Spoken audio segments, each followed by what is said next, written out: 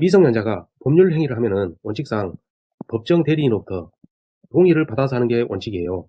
그러나 이 경우에 있어서는 법정 대리인의 동의 없이도 미성년자가 단독으로 가능합니다. 만사 유대근 취소로 암기하셔야죠. 권리만을 얻거나 의무만을 면하는 행위, 사전허락, 만 17세 이상 유언, 대리인, 근로계약과 임금청구, 취소에 있어서는 법정 대리인의 동의 없이도 미성년자가 단독으로 가능해요.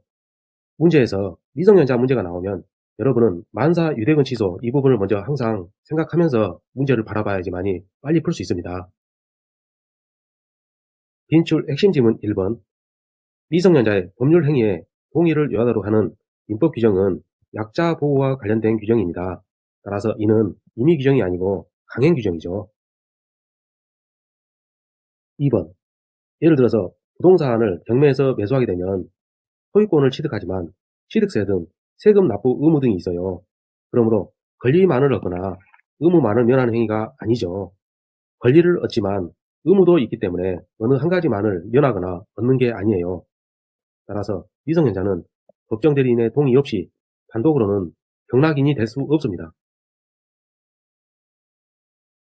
3번, 4번은 동시에 공부해야 됩니다. 영업 허락과 재산 처분에서 영업 허락에 있어서는 법정 대리인의 대리권이 소멸합니다. 그러나 재산 처분에 있어서는 법정 대리인의 대리권이 소멸되지 않아요. 이 차이점을 반드시 알아두셔야 됩니다. 특정한 영업 허락은 포괄적 영업 허락이 아니기 때문에 유효합니다. 특정한 영업 관련해서 미성년자 단독으로 가능하죠. 그 부분에 한해서 친권자 등 법정 대리인의 대리권이 소멸됩니다. 이 부분을 반드시 기억하셔야 돼요. 다음 4번에서 재산의 범위를 정해서 미성년자에게 처분 허락하는 거 가능합니다. 그 부분에 한해서 미성년자 단독으로 재산 처분 가능해요. 그런데 이 경우에 여전히 법정 대리인의 대리권은 소멸되지 않고 존속합니다. 따라서 재산 처분 관련해서 여전히 법정 대리인은 미성년자를 대리할 수 있죠. 없다는 틀렸습니다. 5번 행위능력제도는 자기책임 원칙을 구현하여 거래 안전을 도모하기 위한 것이 아니죠. 제한 능력자를 보호하기 위한 제도입니다. 거래 안전 도모가 아니에요. 6번 미성년자의 법률행위에 대해서 법정 대리인이 동의할 수 있는데 이러한 동의는 명시, 묵시 둘 다 가능하죠. 법률에서 동의의 형식을 규정하지 않았어요. 그러므로 명시적으로, 묵시적으로 둘 다 가능합니다. 미성년자가 단독으로 유효하게 할 수 없는 법률행위, 이는 법정 대리인의 동의를 요하는 행위를 물어본 것이죠. 채무 면제에 대해서 미성년자가 승낙하는 것은 의무만을 면하는 경우입니다. 따라서 미성년자 단독으로 가능한 경우이죠. 2번 증여를 받는 것은 권리를 취득하는 것이죠. 그런데 부담이 있습니다. 미성년자가 의무를 부담하게 되었죠. 권리만을 얻거나 의무만을 면하는 행위가 아닙니다. 따라서 법정 대리인의 동의를 요하죠. 정답은 2번. 3번 특정한 영업 허락입니다. 미성년자 단독으로 가능합니다. 4번 대리행위 미성년자 단독으로 가능하죠. 5번 만 17세 이상자가 하는 유언행위 미성년자 단독으로 가능합니다. 미성년자의 법률행위 중 법정 대리인의 동의가 필요한 것은 대리행위 미성년자 단독으로 가능합니다. 상속승인은 상속받음으로써 권리를 취득하지만 재산세 납부 의무 등 의무까지 있어요. 그러므로 권리만을 얻거나 의무만을 면하는 행위가 아니죠. 법정 대리인의 동의가 필요합니다. 정답은 2번. 3번 처분이 허락된 재산의 처분행위 사전 허락을 받은 행위죠.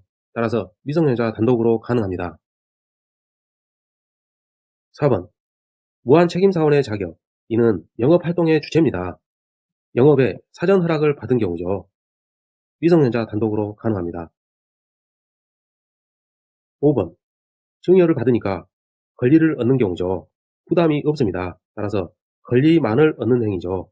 그러므로 미성년자 단독으로 가능합니다. 17세 갑은 미성년자죠. 고가의 자전거를 구입하는 계약을 체결했습니다. 상대방은 병이죠. 을이 법정 대리인입니다. 앞으로 사례 문제가 나오면 등장인물에 대해서 도형으로 표시하세요. 일반적으로 소유자나 본인은 네모로 표시하면 좋습니다. 그리고 상대방은 눈에 잘 보이도록 세모로 표시해요. 먼저 갑과 병만을 기호로 빠르게 표시합니다.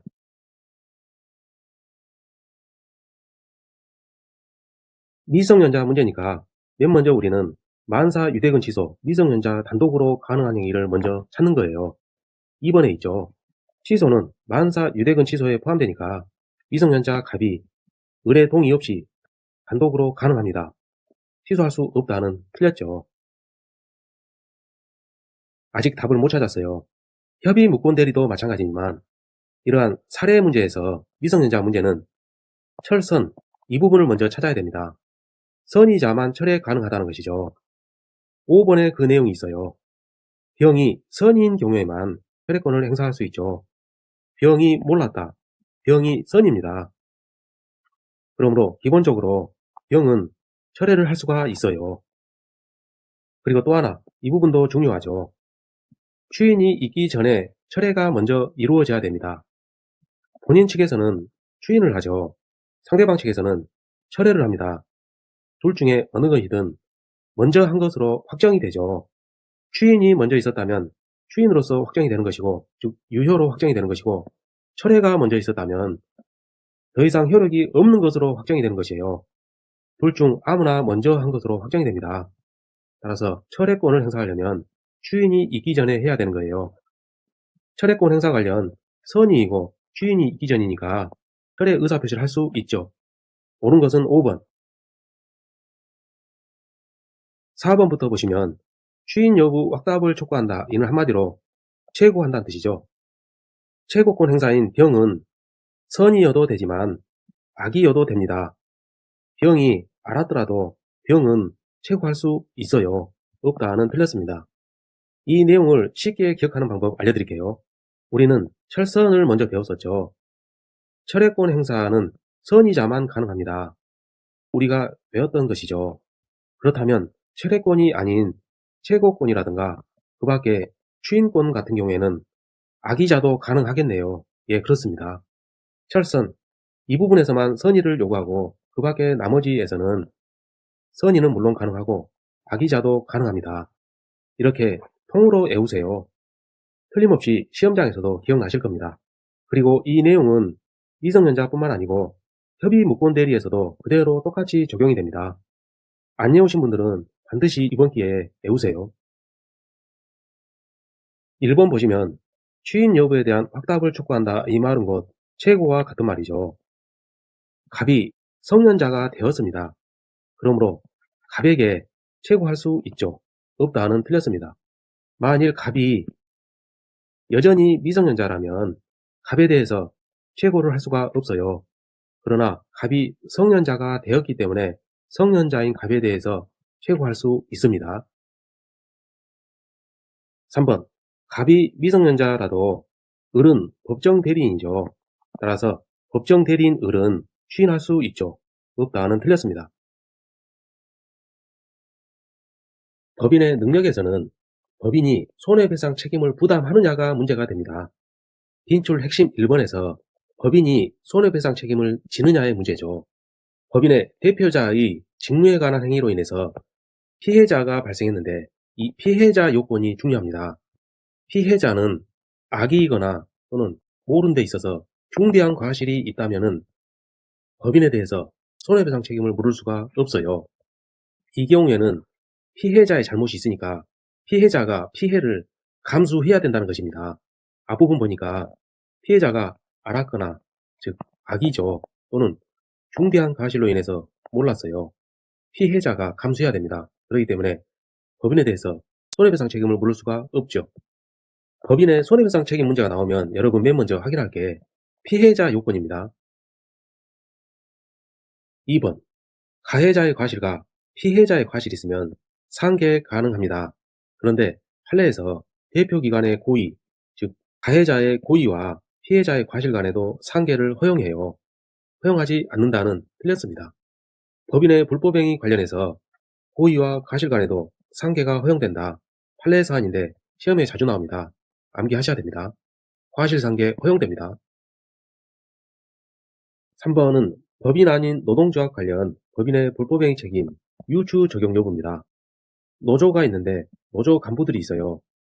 쟁의 행위를 세게 해서 회사 측에 막대한 경제적 손해를 입혔어요.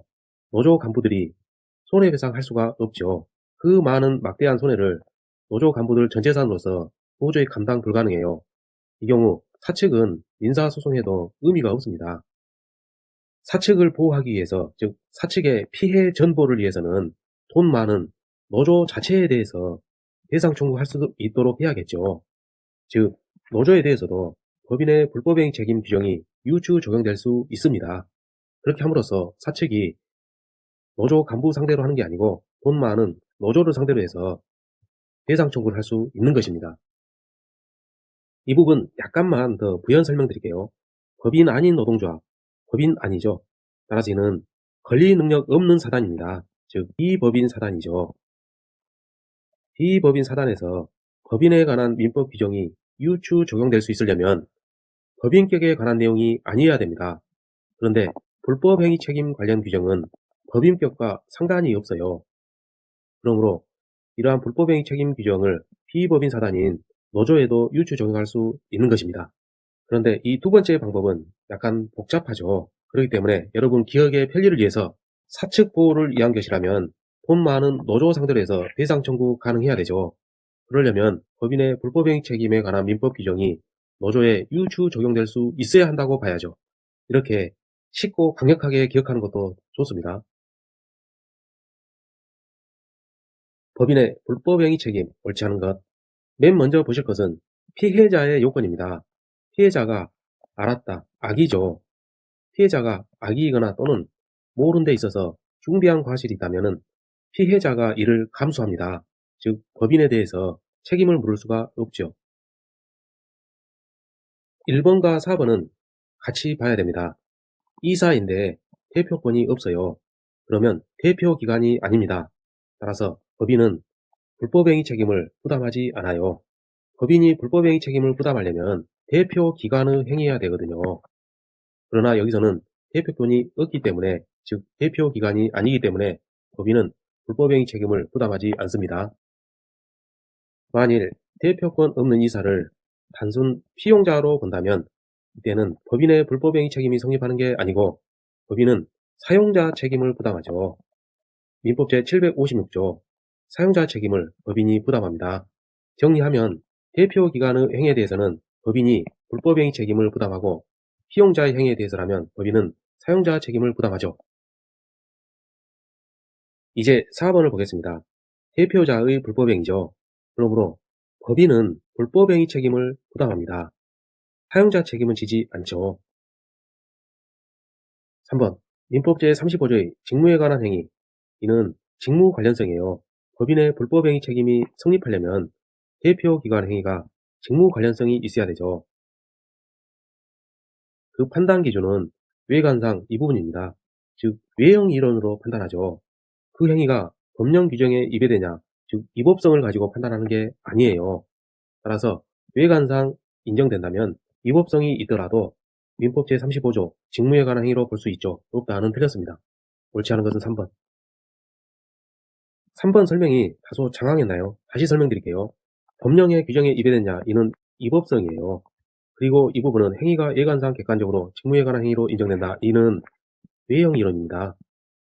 법인의 불법행위 책임 관련해서 직무 관련성이 필요한데 그 판단 기준이 외형 이론이지 위법성은 아니에요. 따라서 이 부분 갖고 직무에 관한 행위로 볼 수 없다 그러면 틀린 겁니다. 5번 법인의 대표자는 맞는데 법인의 목적 범위 외의 행위입니다. 그러므로 법인은 불법행위 책임이 없어요. 타인에게 손해가 발생했기 때문에 대표자는 고의가 있거나 또는 과실이 있다고 봐야죠. 관련해서 민법 제750조는 일반 불법행위 책임인데 고의 또는 과실로 인해서 타인에게 손해를 끼친 경우 이 경우 해상 책임을 부담하죠. 즉 750조 일반 불법행위 책임을 부담합니다. 5번도 설명이 다소 장황했습니다. 단순화시킬게요. 법인의 목적, 범위 외의 행위이기 때문에 법인에게 책임을 물을 수 없어요. 그런데 대표자가 타인에게 손해를 가했습니다. 대표자는 손해배상 책임이 있죠. 관련해서 민법 제750조 일반 불법행위 책임을 부담합니다. 일반 불법행위 책임은 고의 또는 과실로 인해서 타인에게 손해를 끼친 경우 그 배상 책임이 있다는 민법 규정이에요. 그 규정대로 된 것입니다. 즉, 대표자는 불법행위 책임을 부담하죠. 민법상 법인의 불법행위 능력 옳지 않은 것. 맨 먼저 보실 것은 피해자의 요건이죠.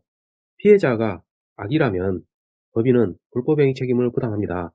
이와 상관없이 이 부분 틀렸어요. 옳지 않은 것은 3번. 2초 만에 정답을 찾았지만 나머지 부분도 보겠습니다. 과실상계를 먼저 보시죠. 과실상계 인정이 되죠. 과실상계가 인정이 되면 책임의 범위가 달라지죠. 피해자의 과실이 있다면 나의 책임은 축소됩니다. 즉, 책임이 그 범위가 달라집니다. 1번. 법인이 손해배상했습니다. 이 경우 법인은 대표자 개인에게 구상권을 행사하죠. 2번. 법인의 대표자이기 때문에 사용자 책임 규정은 적용되지 않죠. 만일 대표자가 아니고 단순 피용자라면 법인은 사용자 책임을 부담합니다. 5번은 지문이 길어요.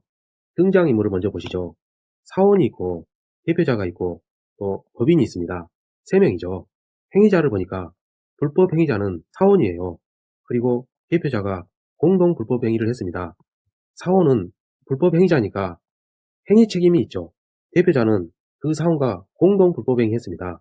따라서 대표자도 행위 책임이 있죠. 그런데 대표자의 행위가 직무집행과 관련성이 있습니다. 유형상 직무 관련성이 인정이 돼요. 따라서 이 대표자 행위에 대해서 법인은 법인의 불법행위 책임을 부담하죠. 이 세 가지 책임은 부진정 연대채무입니다.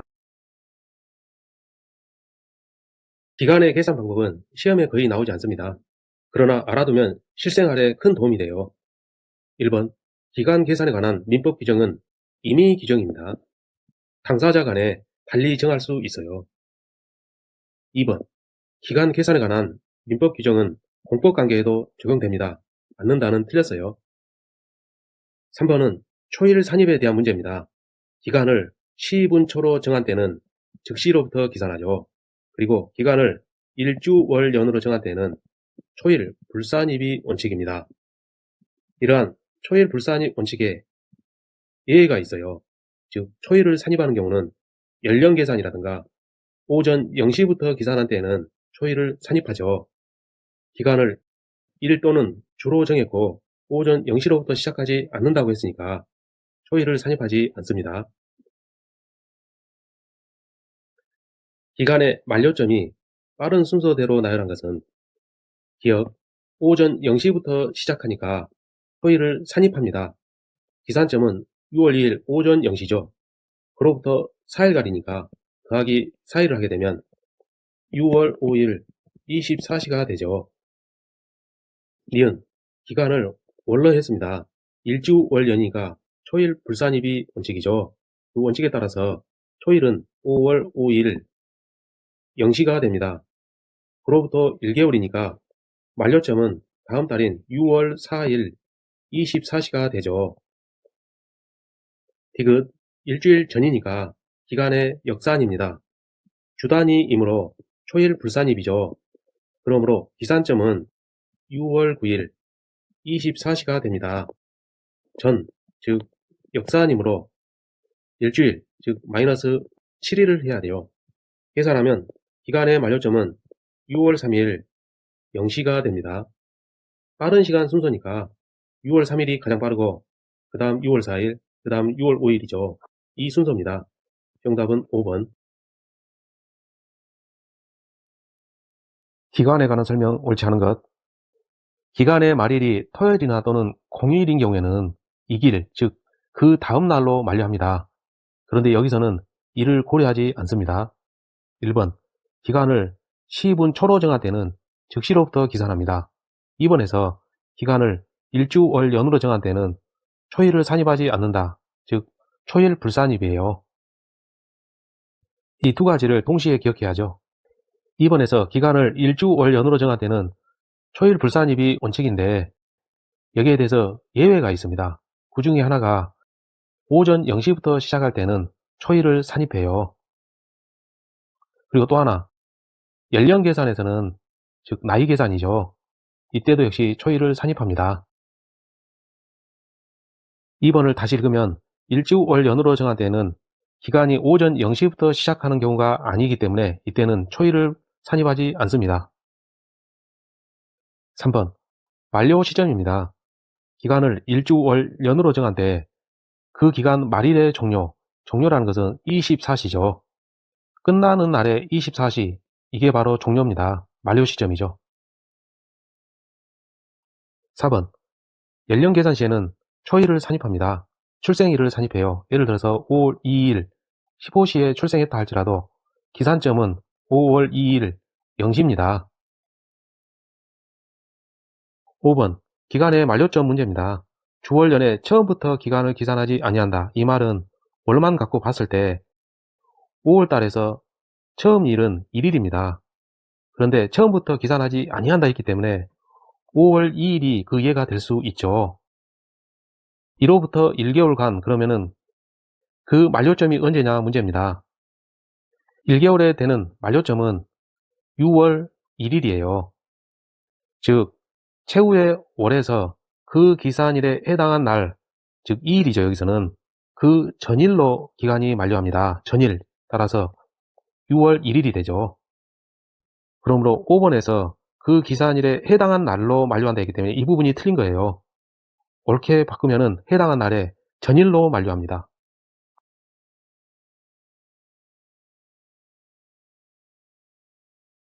선의취득은 매년 한 문제 무조건 나옵니다.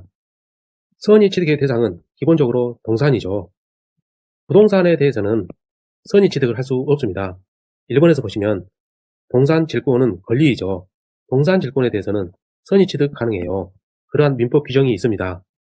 그런데 3번을 보시면 연립주택 입주권은 입주할 수 있는 지위 또는 권리죠. 이는 동산이 아닙니다. 그렇기 때문에 선의취득의 대상이 될 수 없어요.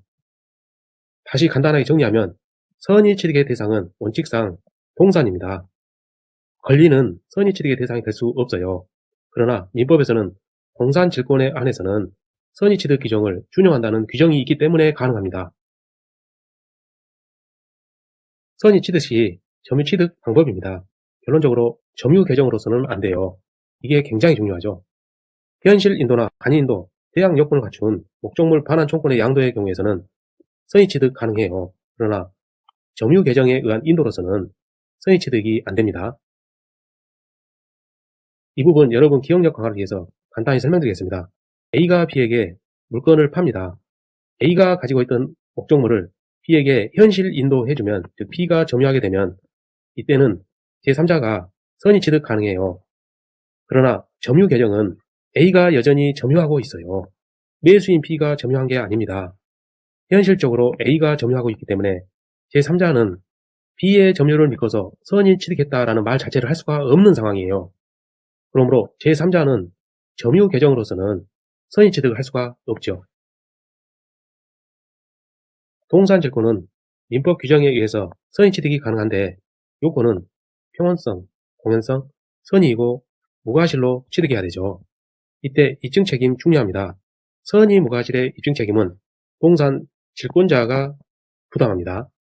선의 취득하려는 질권자가 선의 무과실까지 입증해야 돼요. 기억하세요. 2번, 점유 계정에 의한 인도로서는 선의 취득이 인정되지 않죠. 점유 계정은 현실 인도가 아니에요. 간인도도 아니고 대항 요건을 갖춘 목적물 반환 총권의 양도도 아닙니다. 따라서 선의 취득이 인정되지 않습니다.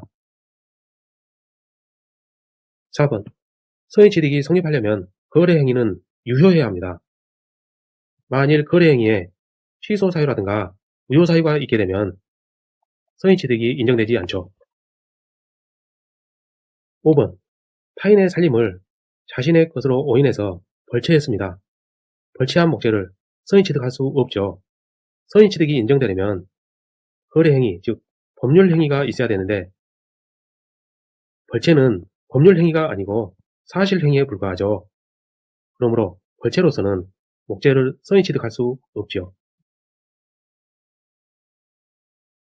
선의취득에 관한 설명으로 옳지 않은 것 1번. 선의취득의 대상은 기본적으로 동사입니다. 동사의 공시 방법은 점유죠. 그러나 자동차는 공시 방법이 점유가 아니고 등록이에요. 따라서 자동차는 선의취득의 대상이 아니죠. 2번. 이익금 책임 관련해서 점유하고 있는 자는 자주점유가 추정이 되죠. 따라서 이 점에 대해서는 가만히 있으면 됩니다. 선의취득 주장자가 자주점유 등을 증명해야 될 필요가 없죠. 옳지 않은 것은 2번. 3번. 점유 계정으로서는 선의취득이 인정되지 않습니다. 현실인도 등이 아니기 때문에 점유 계정으로서는 선의취득이 인정되지 않아요. 4번. 선의취득이 성립하려면 거래 행위는 유효해야 됩니다. 거래 행위가 무효이거나 취소된 경우라면 선의취득이 성립되지 않죠. 5번. 점유 보조자가 점유물을 이미 처분합니다. 보조자의 의사에 의해서 처분했기 때문에 받은 사람 입장에서 봤을 때 도품이 아니죠. 훔치거나 강도한 게 아니기 때문에 도품은 아닙니다. 그리고 점유 보조자가 길 가다가 잃어버린 것도 아니에요. 그러므로 유실물도 아닙니다. 않는다 했으니까 맞죠.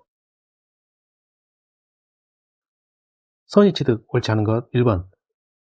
경매에 의해서 동산의 선의취득 가능합니다. 없다는 틀렸어요. 대가를 지불하고 산다는 점에서 매매와 유사하죠. 따라서 선의취득 가능합니다. 2번.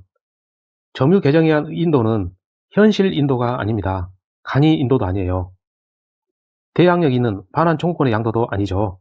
따라서 선의취득이 인정되지 않습니다. 3번. 동산은 질권의 목적이 될 수 있어요. 이러한 동산 질권도 선의취득의 대상이 될 수 있습니다. 동산에 대해서 소유권의 선의취득 규정이 민법에 있는데 이를 동산 질권에도 준용하는 규정이 또 있습니다. 따라서 그 준용 규정에 따라서 동산 질권도 선의취득할 수 있습니다. 4번. 선의취득의 효과는 법률 규정에 따라서 당연히 발생합니다.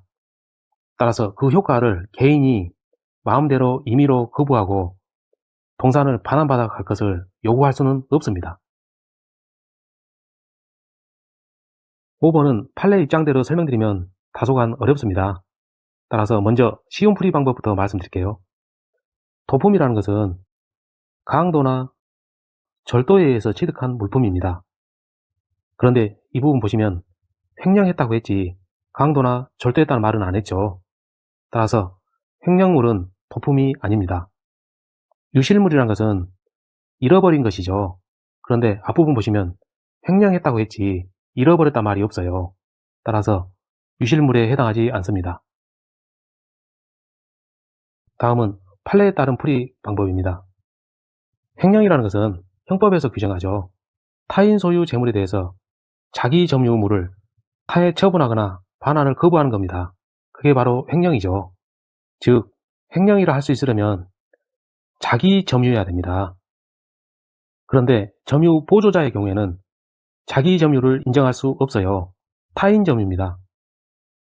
편의점 사장하고 종업원 사이에서 점유자는 편의점 사장이지 종업원이 아니에요. 따라서 종업원인 보조자 입장에서 이 물건은 타인 점유물입니다. 이 물건은 타인 소유, 타인 점유물이에요.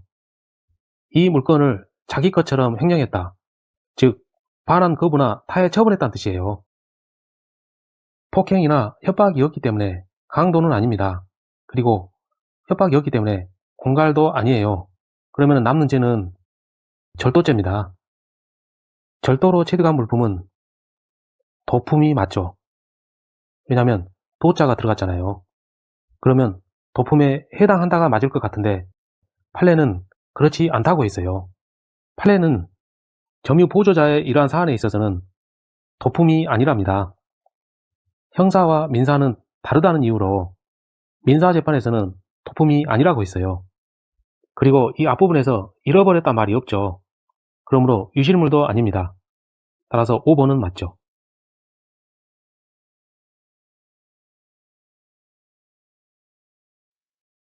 1번. 도급인이 완성된 목적물의 하자로 인해서 계약의 목적을 달성할 수 없다면 도급인은 계약을 해지할 수 있습니다. 그러나 건물이나 토지의 공작물에 대해서는 그러하지 아니합니다. 이미 완성한 건물이나 토지의 공작물을 철거한다는 것은 사회경제상 바람직하지 않아요. 그러므로 이때는 해제할 수 없습니다. 인정되는 이유는 사회경제죠. 2번. 수급인이 이 일을 완성하기 전이기 때문에 도급인은 손해를 배상하고 계약을 해제할 수 있습니다. 도급, 옳지 않은 것은 하자가 중요합니다. 이 경우 하자를 보수하든가 아니면은 손해배상을 청구할 수도 있어요. 여기서는 하자 보수 대신에 손해배상을 하기로 했습니다. 그 경우 액수가 중요한데 대부분의 경우에서 물가는 상승하죠. 이 시점에서 목적물을 완성해서 인도해 줬습니다. 받고 나서 얼마 있다 봤더니 하자가 발견된 거예요. 그래서 이날 청구를 합니다. 보호수 청구 또는 손해배상의 청구를 이 시점에서 해요. 공사비는 계속 증가하죠. 이 경우 청구 금액은 청구 시점 기준입니다.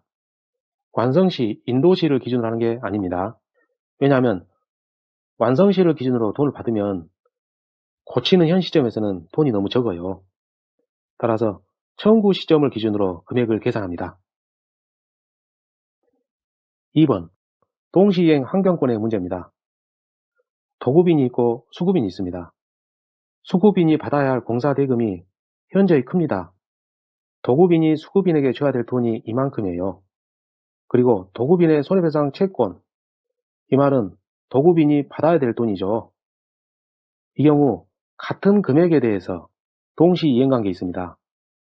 전액에 대해서 이 말 때문에 틀렸어요. 동액에 대해서 동시이행관계 있죠.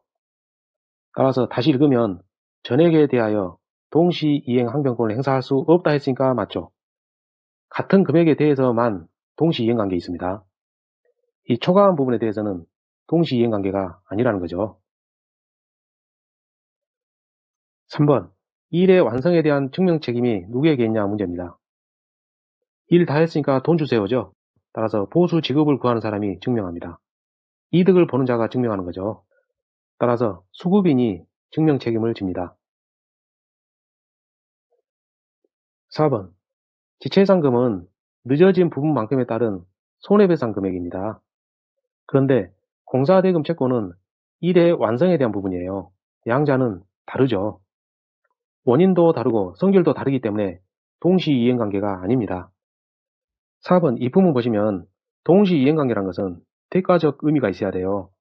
공사대금 채무와 완성물 인도 의무 간에는 대가적 관계 있습니다.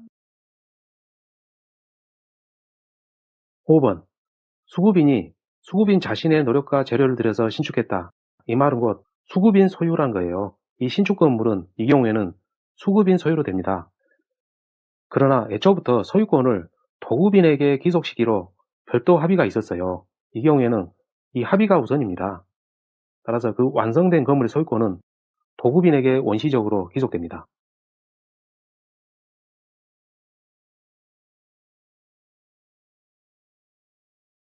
민법 문제의 핵심 용어입니다.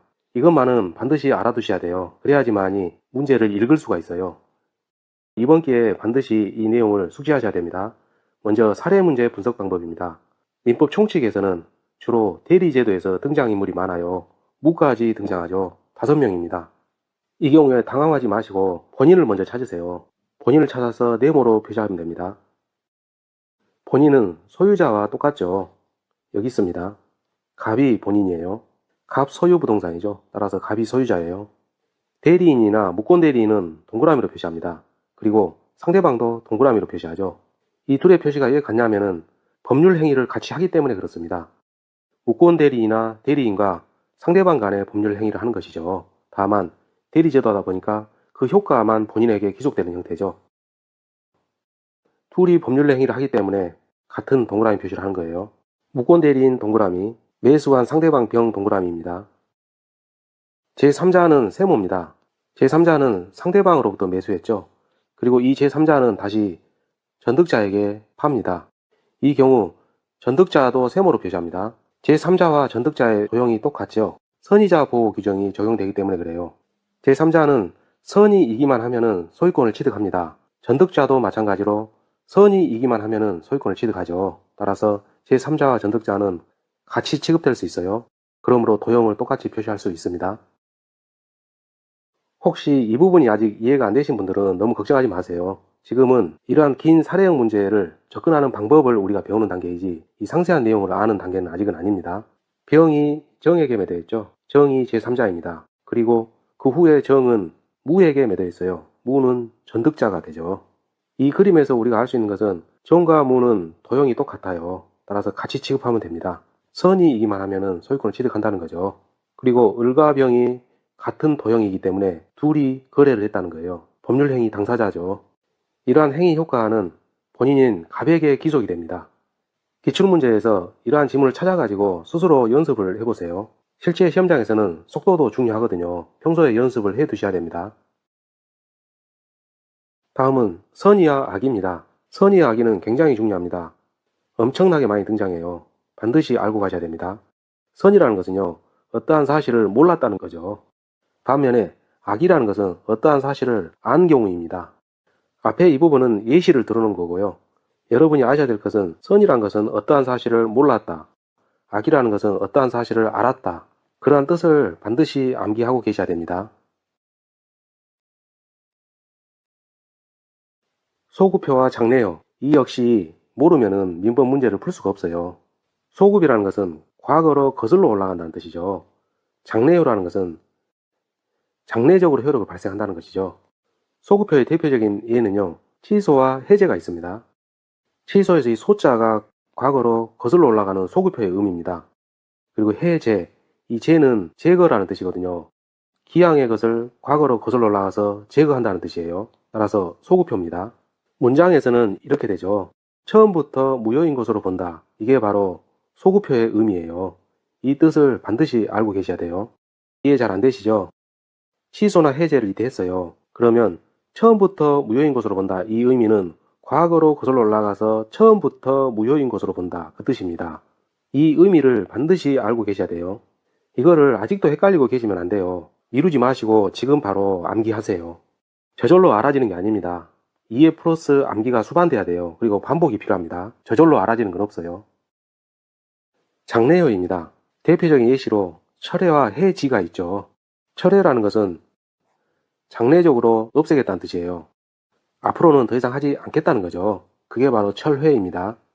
해지라는 것은 이 지자가 그칠 지자예요. 앞으로 그치겠다는 거죠. 장래효입니다. 문장에서는 그때부터 새로운 법률 행위를 한 것으로 본다. 그때부터 여기에 포인트가 있는 거예요. 이 의미는 곧 장래효의 의미입니다. 그림으로 이해하면 철회나 해지를 이때했어요. 그러면은 그때부터 여기서부터죠. 그때부터 새로운 법률 행위를 한 것으로 본다. 즉 장래효입니다. 따라서 앞으로는 그 기출문제를 여러분이 보실 때 처음부터 이런 글자가 있으면은 먼저 체크를 하셔야 되고요. 그때부터 이 말이 있으면은 그 부분 체크를 해야 됩니다. 그리고 맞는지 틀린지를 반드시 확인해야겠죠. 정지 조건과 해제 조건입니다. 이 역시 너무 자주 등장하죠. 이게 이해가 안 되시는 분들은요, 이 표를 그대로 암기하세요. 정지 조건은요, 일단 효력을 발생하지 않고 있어요. 그러다가 조건이 성취가 되면은 그때 효력이 생기는 겁니다. 해제 조건은 그 반대로 되어 있죠. 현재는 효력을 발생하고 있어요. 그러다가 장래에 어떠한 조건이 성취가 되면은 그때부터 효력이 소멸이 되는 거예요. 단순하지만 말로 하면 어려워요. 따라서 그림으로 외우세요. 미루지 마시고 지금 외워야 됩니다. 이런 걸 모르면은 민법 지문을 읽을 수가 없어요. 간주와 추정입니다. 간주는 반증에 의해서 번복이 안 됩니다. 불가하죠. 그리고 무효인 것으로 본다와 같이 이 본다라는 글자가 있어요. 따라서 앞으로는 본다라는 이 글자가 있으면은 간주 규정임을 뜻함을 알고 계셔야 됩니다. 그리고 그 의미는 반증에 의한 번복이 불가하다는 거, 그거를 알고 계셔야 돼요. 반면에 이 추정이라는 것은요, 반증에 의한 번복이 가능합니다. 그리고 글자로는 추정 이 두 글자가 있어요. 따라서 앞으로는 민법 지문을 읽을 때 본다 이 글자가 있으면은 간주 규정이다 이거를 반드시 먼저 확인하시기 바랍니다. 급부와 반대급부는 서로 반대되는 개념이에요. 나를 기준으로 해서 주는 것은 급부라 그러고, 나를 기준으로 해서 내가 받는 것은 반대급부라 그럽니다. 상속인과 피상속인. 아버지가 사망해서 아들이 재산을 물려받습니다. 그 경우에 물려받은 아들을 상속인이라 그러죠. 그리고 재산을 물려준 망부를 피상속인이라 그럽니다. 이 용어에 유의하세요.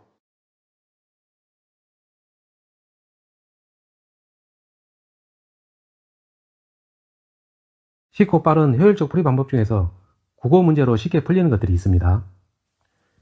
의사 무능력자 행위는 절대적 무효이다 해서 이 의사는 생각과 같은 말입니다. 생각조차 할 수 없는 자의 행위이기 때문에 무효가 되는 것이고, 이 무효는 절대적 무효입니다. A와 B 둘 사이에서 부동산 매매 계약이 있었고, B 앞으로 소유권 이전 등기가 격려되었어요. 이때 A가 의사 무능력자입니다. 이 경우 이 계약은 무효가 되는 것이죠. 그리고 B가 소유권 이전 등기를 격려하고 있던 것을 이용해서 C에게 매각했다 할지라도 이 부분 역시 무효입니다. 그리고 C가 D에게 매각했다 할지라도 역시 이 부분도 무효가 되는 것이죠. 즉, 절대적 무효가 되는 것입니다. 통정의 표시에는 통정이란 글자가 있습니다. 그러나 진이 아닌 의사 표시에는 통정이라는 글자가 없어요. 따라서 통정이 없다는 점에서 구별이 되죠. 은행에서 대출을 받을 때 채무 부담의 의사를 가졌습니다. 의사가 있다는 것이죠. 따라서 이는 지인의 표시가 되는 것이죠. 그러므로 비신의 표시가 아니다, 이 말은 맞는 말이 됩니다. 아파트는 사람이 거주하는 곳이고 그 단지 인근에 묘지가 한두 개가 아닌 공동묘지가 조성되어 있습니다. 이는 혐오시설이 맞죠. 이러한 혐오시설이 있다는 사실을 분양자에게 고지하지 않았어요. 고지하지 않았기 때문에 이는 부작이라고 이야기할 수 있습니다. 즉, 부작에 의한 사기행위라는 것이죠. 따라서 기망행위에 해당합니다. 농지 매매 계약을 체결했어요. 이 농지가 100제곱미터였습니다. 그러나 알고 봤더니 상당 부분이 하천이라는 것이죠. 상당 부분은 80% 정도 생각하시면 됩니다. 따라서 80제곱미터가 하천이라는 것이죠. 그러면은 농지로 쓸 수 있는 곳은 20제곱미터에 불과합니다. 따라서 이는 중요 부분의 착오에 해당될 수가 있죠. 실제 면적이 100제곱미터인데 그러한 면적을 상당히 초과했습니다. 그러면 이는 180제곱미터가 됩니다. 이 상당이라는 것을 우리는 80% 증가돼서 생각하시면 된다는 거죠. 이 경우 초과 부분의 면적은 80제곱미터입니다. 이 부분에 대해서는 내가 주인이 아닌 것을 알고 있죠. 즉, 점유할 때 자주 점유가 아니라는 점을 알고 있어요. 그러면은 주인이 따로 있다는 것이죠. 타주점입니다. 추구하는 이익은 목적입니다. 이 목적을 달성하기 위한 수단이 있죠. 어떤 행위가 위법하지 않으려면은 목적도 정당해야 되고 수단도 정당해야 됩니다. 그러나 이 부분 수단이 부적당하다겠죠. 그렇기 때문에 이는 위법합니다. 광고를 하는데 다소 과장되었어요. 이 다소의 의미는 약간, 조금의 뜻입니다. 약간 과장했다는 거죠. 그러면은 괜찮습니다. 따라서 기망행위에 해당하지 않아요. 등기 원인행위의 과정을 약간 다르게 주장했어요. 조금만 달랐다는 거죠. 그럼 전체적으로는 맞다는 겁니다. 따라서 이로써 그 등기가 갖는 추정력이 깨지는 것은 아니고 유지가 되죠. 같이 취급하는 경우입니다. 일체성, 한 개로서 같이 취급하는 거죠. 분리 불가능성, 두 개로 분리하지 않고 같이 취급한다는 겁니다. 부정성, 붙어서 따라다닌다는 거죠. 같이 취급합니다. 수반성, 따라다니면서 동반한다는 겁니다. 같이 취급하는 거죠. 이하에서 같이 취급하면 됩니다. 요역지, 앞으로 요역지가 나오면은 길이 없는 맹지인데 이 요역지가 내 소유라고 생각을 하세요. 내 소유 맹지가 있습니다. 소유권 이전, 이 땅을 다른 사람에게 판다는 것이죠. 이 경우 이게 지금 공도입니다. 남의 땅을 지나다녀야 되는데 그게 바로 지역권입니다. 이 땅을 팔게 되면 이 부분 지역권도 정확하게는 통행지역권도 같이 이전이 되죠. 즉 같이 취급합니다. 왜 같이 취급하냐면은 이 부분만을 따로 떼가지고는 의미가 없어요. 의미가 있게 하려면은 같이 취급해야 됩니다. 이 세 가지는 공유에 대한 내용입니다. 공유자 중 한 사람에게 어떤 사유가 발생했어요.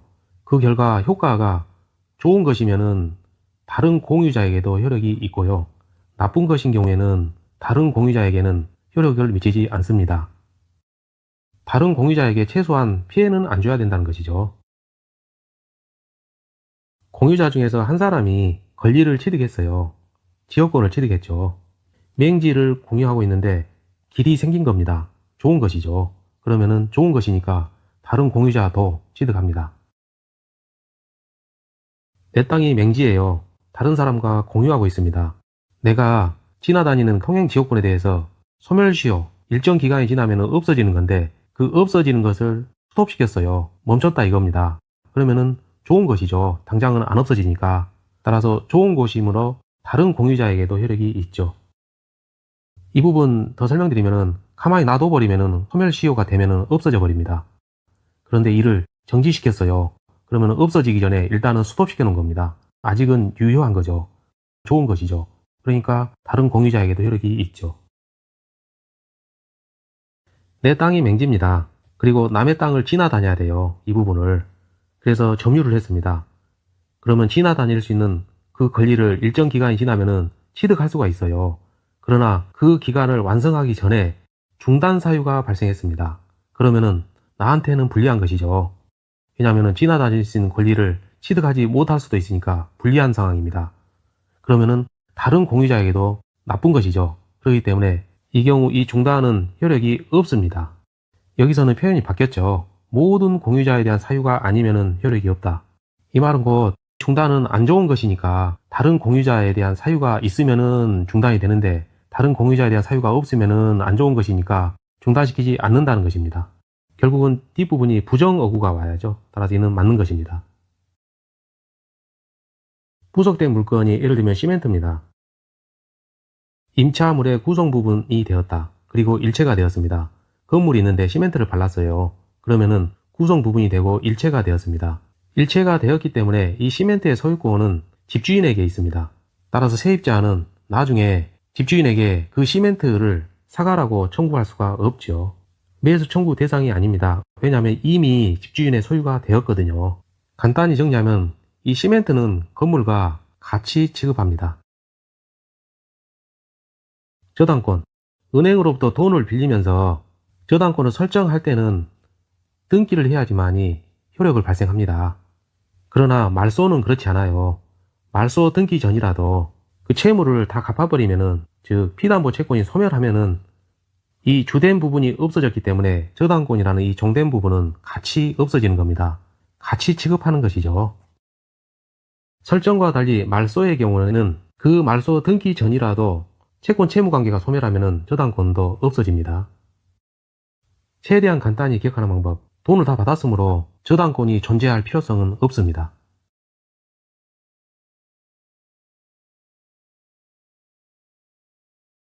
해년마다 시험에 출제되는데 양이 많은 부분이 있어요. 그러한 경우에는 한쪽만을 정확하게 외우는 게 기술입니다. 착오가 있는데 중요 부분이라면 취소의 대상이 됩니다. 그러나 착오가 있다 할지라도 사소한 부분, 안 중요한 부분에 대한 착오의 경우는 취소의 대상이 되지가 않습니다. 중요 부분의 착오는 양이 상대적으로 좀 많습니다.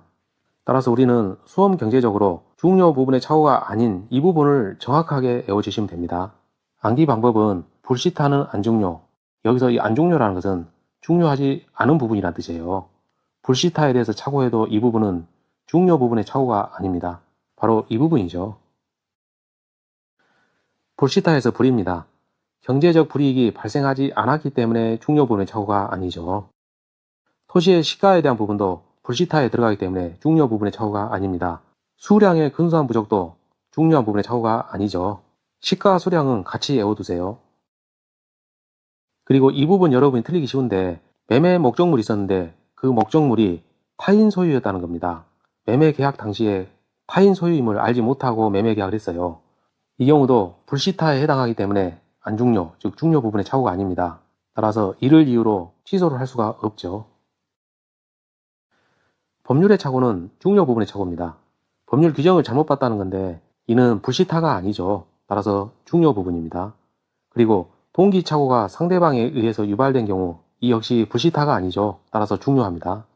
토지의 현황 경계 역시 마찬가지로 불시타가 아니니까 중요 부분의 착오가 되는 거고 주체무자의 동일성에 대한 보증인의 착오도 역시 중요 부분의 착오가 됩니다.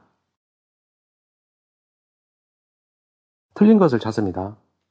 중요 부분에 대한 착오이냐를 묻는 거죠. 우리가 외운 것은 불시타는 안중요예요. 시, 불시타는 안중요입니다. 중요 부분에 해당한다 했기 때문에 틀렸죠. 정답은 1번. 공무원이 법령을 오해에 따른 설명을 했어요. 법령을 잘못 해석했다는 겁니다. 법률의 착오입니다. 따라서 중요 부분의 착오에 해당하죠.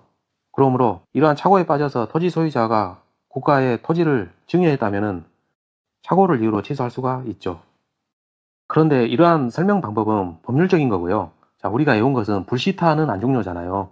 여기 보면은 법률의 착오는 불시타에 해당하지 않아요. 그렇기 때문에 중요입니다. 중요 부분의 착오에 해당할 수 있으니까 취소할 수가 있죠.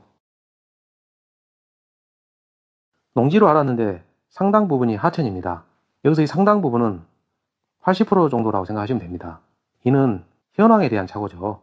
현황은 불시타가 아니에요. 불시타는 안 중요한데 여기에 해당하지 않기 때문에 이는 중요합니다. 따라서 중요 부분의 착오를 이유로 취소할 수가 있죠. 불시타는 안 중요해서 불입니다. 경제적 불이익을 입지 아니하였어요. 그러면은 안 중요 이렇게 됩니다. 중요 부분이라고 할 수 없다 했으니까 맞죠. 재건축 설계 용역 관련해서 건축사 자격 유무에 대해서 착오를 했습니다. 우리는 불시타는 안 중요인데 이 건축사 자격 유무에 대해서는 불시타에 해당하지 않죠. 따라서 이는 중요 이렇게 되는 거죠. 중요 부분 착오 맞습니다.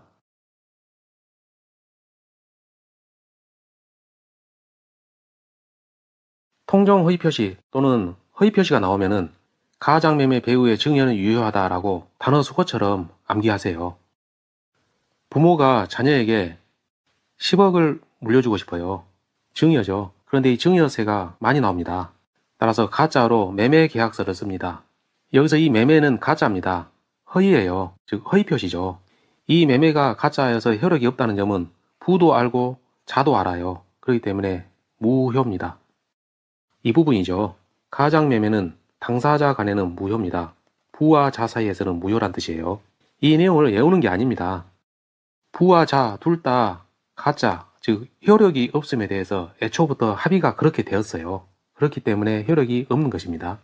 따라서 받은 게 있다면 부당이득으로서 반환 의무가 발생합니다. 그런데 그 속에 숨어있던 배후에 있는 증여는 유효입니다. 둘 다 물려준다는 것을 알고 있었잖아요. 둘 다 증여라는 것을 알고 있었죠. 따라서 유효합니다. 간단히 빠르게 정리합니다. 이 부분은 가짜이기 때문에 무효입니다. 그리고 이 부분은 진짜예요. 그렇기 때문에 유효합니다. 입증 책임은 사고 친 사람이 지죠. 부와 자가 서로 짰어요. 이를 믿고 제3자가 거래를 했습니다. 여기서 사고 친 사람은 부자입니다. 통모자들이 입증 책임을 집니다. 통정 허위 표시는 통정이 있어야 됩니다. 이 통정은 서로 짰다는 뜻이죠. 합의나 양해, 공모 다 같은 말이에요. 짜려면 상대방이 있어야 되죠. 상대방 없는 단독행위에는 적용이 안 됩니다. 이 부분도 시험에 가끔 나오는데 이거 암기하세요. 모악, 악입니다. 모두가 악이면 악입니다. 만일 이 부분을 변형해서 일부가 선이면은 악의는 아니죠. 이 경우는 선의가 됩니다. 또 일부가 악이면은 악의가 아니고 선의가 돼요. 모두가 선이면은 당연히 선의가 되겠죠. 따라서 이 부분을 외우지 말고 이걸 외우시라는 거예요. 모두가 악이면은 그때는 악입니다. 그 이외의 나머지 사안에서는 다 선의가 될 수밖에 없는 거죠. 자, 여기서 이게 무슨 뜻인지 알 필요는 없는데 궁금하신 분이 계실까봐 간단히 말씀드릴게요. 채무자가 망하면 파산을 하죠. 그러면은 그 재산을 나눠먹기 위해서 채권자가 발생합니다. 이를 공정하게 나눠줄 사람이 필요해요. 법원에서 파산 관제인을 지정합니다. 이 파산 관제인이 선이냐 악이냐를 결정할 때는 파산 관제인의 선의 악의 유무 갖고 따지는 게 아니고 파산 채권자가 이러한 경우냐 아니냐 가지고 결정을 한다는 거죠. 시험 관련해서는 이 부분을 외우셔야 돼요. 모두가 악이면 악입니다. 그 외의 나머지 경우는 다 선이라는 거예요. 통정허위 표시 무효의 경우에는 채권자가 취소권을 행사할 수 있습니다. A, B 두 사람이 짰어요. 그 중에서 A가 채무자입니다. 이 경우 통정허위 표시 무효가 되는 경우에는 채권자가 이 부분에 대해서 취소권을 행사할 수 있다는 거예요. 채권자를 해롭게 할 수 있으니까 채권자가 이를 취소시킬 수도 있다는 겁니다. 통정허위 표시가 나오면은 가장매매 배우의 증여 의사는 유효다. 이 부분을 암기하셔야 됩니다. 배우에 숨겨져 있는 은닉행위 이 부분은 증여였죠. 증여는 유효입니다. 무효가 아니에요. 가장행위 이 부분은 무효였죠. 채무자가 통정허위 표시를 하게 되면은 채권자를 해할 수도 있어요. 따라서 채권자가 이를 취소시킬 수도 있습니다. 될 수 없다 했으니까 틀렸네요. 대리인과 본인은 같이 취급하면 됩니다. 같다고 보면 돼요. 본인은 제3자가 아닙니다. 본인이 있고 대리인이 있고 상대방이 있어요. 대리인이 대리행위를 하죠. 그럼 그 효과는 본인에게 기속이 됩니다. 본인은 제3자가 아니에요. 효과가 기속되는 자죠. 본인은 제3자가 아닙니다. 따라서 그 유효를 주장할 수 없어요. 통정허위 표시에서 파산 관제인이 나왔어요. 그러면 우리는 애온게 모악악입니다. 그 외에 나머지는 다 선이라는 거죠. 일부가 선이니까 선입니다. 다른 말로는 모악악이 아니니까 선입니다. 옳은 것은 4번. 통정이라는 것은 합의, 양해죠. 따라서 인식만으로는 불충분합니다. 의사표시 옳지 않은 것은 1번 통정허위 표시입니다. 입증 책임 문제죠. 사고 친 사람, 통모자가 입증 책임을 부담합니다. 통모자는 그 허위 표시의 무효를 주장하는 사람들이죠. 아니다 했으니까 틀렸네요. 옳지 않은 것은 1번. 제3자의 경우 3선이면 취득하죠. 과실 유무는 묻지 않습니다. 선이면 돼요. 3번은 중요합니다. 애우기 쉽게 설명드릴 테니까 잘 들어보세요. 동기라는 것은요, 이 동이 움직일 동자예요. 움직일 수 있게 하는 기전이란 뜻입니다. 이 동기는 내 마음속에 있어요. 나만 압니다. 상대방은 아직 몰라요. 표시하기 전까지는 모르죠. 따라서 표시를 하게 되면은 상대방이 이쪽에 있습니다. 표시를 하게 되면은 상대방이 이를 알 수 있잖아요. 이때 법률행위 내용이 됩니다. 뭐가요? 동기가요.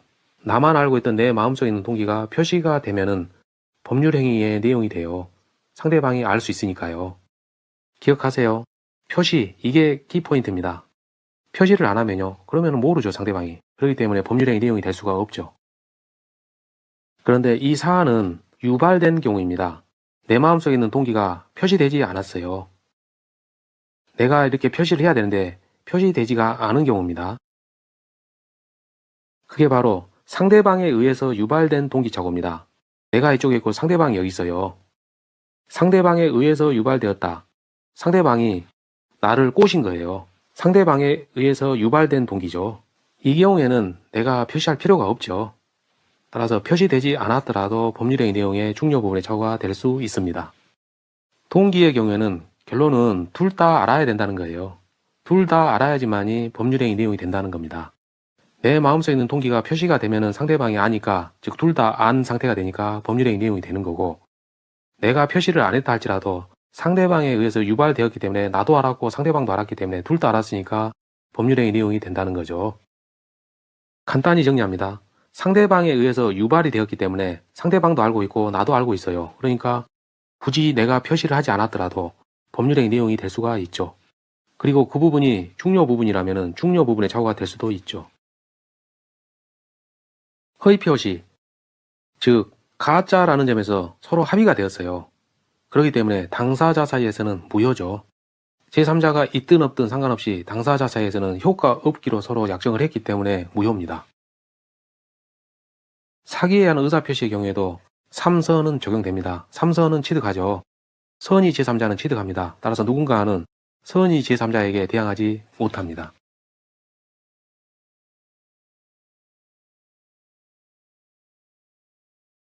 대리권 소멸사유 시험에 가끔 나옵니다. 암기하세요. 사사성파철입니다. 첫 번째 사망은 본인의 사망이에요. 본인이 있고 대리인이 있고 복대리인이 있어요. 본인이 사망하게 되면 대리인의 대리권, 복대리인의 대리권 다 없어집니다. 두 번째 사안은 대리인 또는 복대리인의 사망이에요. 대리인 사망하거나 복대리인 사망하면 둘 다 대리권이 없어집니다. 파산의 경우도 마찬가지죠. 대리인이 파사하거나 복대리인이 파산하면 둘 다 대리권이 없어집니다. 이 성년후견 개시는 좀 주의해야 됩니다. 성년후견 개시를 예를 들어 한정후견 개시 이렇게 말을 바꿔놓으면 틀린 거예요. 그리고 또 하나 특정후견 개시 이것도 다른 말이거든요. 따라서 성년후견 개시 그러면은 이는 대리권 소멸 사유가 될 수 있는데 한정후견 개시나 또는 특정후견 개시다 이렇게 말을 바꿔놓으면은 이거는 답이 아니다 이렇게 하시면 됩니다. 참고로 여기서 성년후견 개시는요 능력이 지속적으로 결여된 사람이에요. 굳이 예를 들자면은 치매에서 말기 환자를 생각하면 됩니다. 그러면 참고로 치매 초기 환자는요 이는 성년후견 개시가 아니라 아까 말씀드렸던 한정후견 개시 사유는 될 수 있겠죠. 이 자체를 예우란 뜻이 아니라 이 말이 두 개가 구별된다 이거를 정확히 아시라는 뜻에서 제가 설명드린 겁니다. 이거를 별도로 또 연구하고 계시면 안 돼요. 그래서 성년후견 개시 이 말이 나오면은 대리권의 소멸 사유가 될 수 있어요. 이 부분 전체적으로 다시 한번 설명을 드릴게요. 본인이 있고 대리인이 있고 복대리인이 있습니다. 만일 본인에게 성년후견이 개시되었습니다. 이 경우 대리인의 대리권은 존재하게 되고 복대리인의 대리권도 소멸하지 않고 존재합니다. 왜냐하면 이 부분에 대해서는 본인은 없어요. 대리인이나 복대리인만 이 부분에 해당합니다. 반드시 주의하셔야 돼요. 가끔 이 시험에 나옵니다. 그리고 또 하나 예를 들어볼게요. 본인이 있고 대리인이 있고 복대리인이 있습니다. 본인은 살아있는데 대리인이 사망했어요. 그러면 복대리인의 대리권은 어떻게 됩니까? 복대리인의 대리권도 소멸합니다. 왜냐하면 복대리인의 대리권은 대리인의 대리권에 의존하거든요.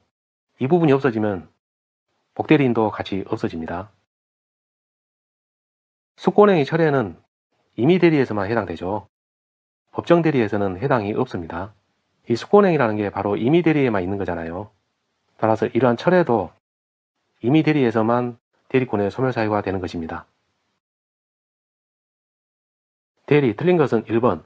등기 신청에는 쌍방대리가 허용이 되죠. 청구가 아니라 신청이죠. 개인이 등기 소에 대해서 하는 거죠. 그게 바로 신청입니다. 쌍방대리, 즉 법무사가 양쪽을 다 대리할 수 있는 거예요. 매도인, 매수인 양쪽 다 대리할 수 있거든요. 의사 능력이 없기 때문에 절대적 무효입니다. 숙고행위는 임의대리에만 있죠. 법정대리는 없어요. 철회도 마찬가지로 임의대리에만 있습니다. 따라서 이 부분이 틀렸네요. 정답은 3번. 복대리인은 동일한 권리도 있고 의무도 있습니다. 5번. 대리인이 성년후견 개시 선고를 받았어요. 그러면은 복대리인의 대리권도 같이 소멸합니다. 복대리인의 대리권은 대리인의 대리권에 의존되죠. 여기가 없어지면 여기도 같이 없어지는 거예요. 따라서 5번은 맞는 지문이죠. 복대리권 소멸사유. 복대리권에 대해서 물어봤네요. 특별한 거 없어요. 같이 생각하면 됩니다. 사사성파철이죠. 사, 성 들어갑니다. 특 없어요. 파 있고 사 있습니다. 정답은 3번.